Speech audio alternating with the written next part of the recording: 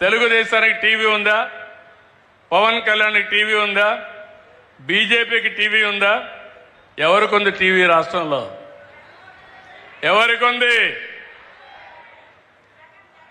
జగన్ కొంది. ఎవరికైనా పేపర్ ఉందా ఈ రాష్ట్రంలో? ఎవరికైనా ఉందమ్మా? ఎవరికొంది పేపరు? అందరికీ నమస్కారం. విశ్వసనీయతకి విలువలకు మారుపేరు ఈటీవీ.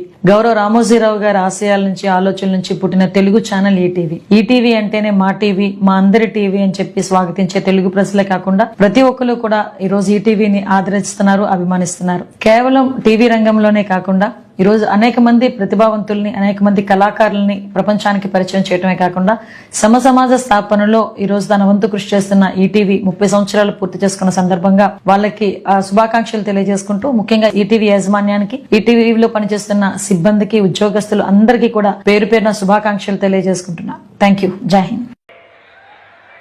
ఎందుకుంది పేపరు అంటే, పేపరు టీవీ పెట్టుకొని తప్పుడు వార్తలు వేయడానికి అది ఒక పేపర్ పెట్టుకున్నాడు, టీవీ పెట్టుకున్నాడు. నేను అడుగుతున్నా మిమ్మల్ని ఒక విషయం, ఎవరైనా నేరాలు చేసి, ఘోరాలు చేసి రాజకీయాల్లో మనుగడ సాధించారా ఇంతవరకు?